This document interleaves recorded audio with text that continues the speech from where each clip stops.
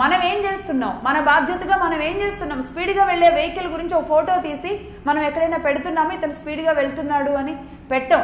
చిన్న చిన్న రోడ్లలో హైఫై వెహికల్స్, ఇదే జూబ్లీహిల్స్లో ఉన్న గల్లీ గల్లీ రోడ్లలో కూడా కోట్ల రూపాయల వాల్యూ చేసే వెహికల్స్ని, బ్రాండెడ్ కారుల్ని తీసుకొచ్చి ఇక్కడ ఒక సౌండ్ చేస్తూ తిప్పుతూ ఉంటారు పెద్దల కుటుంబాల పిల్లలు.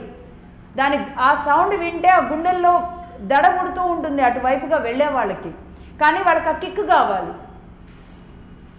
డ్రైవింగ్ అంటే ఒక కిక్గా మారిపోయింది.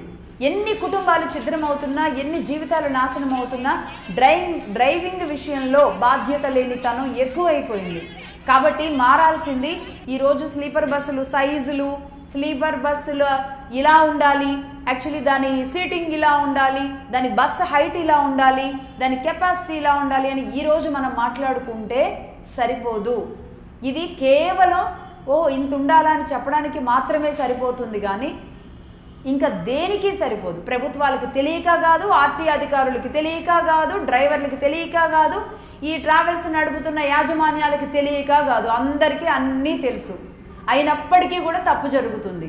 అంటే తప్పు మీలో జరుగుతుంది, నాలో జరుగుతుంది, మన చుట్టూ ఉన్న సొసైటీలో జరుగుతుంది. కాబట్టి ప్రాణాలు పోతాయి.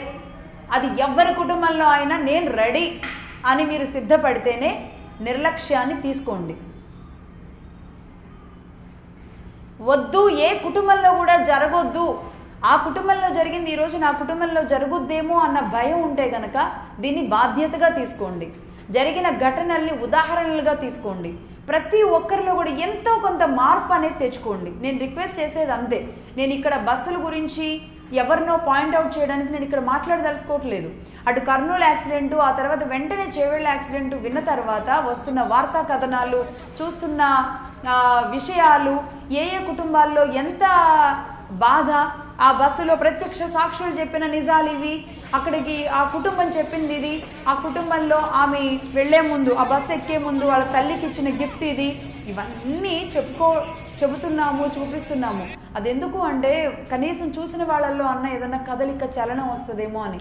ఎవరైనా కన్నీటి బాధ, ఆ కుటుంబంలో ఒక వ్యక్తి కోల్పోతే వాళ్ళకు ఉండే నరక వేదన, అది మన దాకా వచ్చిన రోజు ఎంత భయంకరంగా ఉంటుందనేది ఊహించుకోవాలి.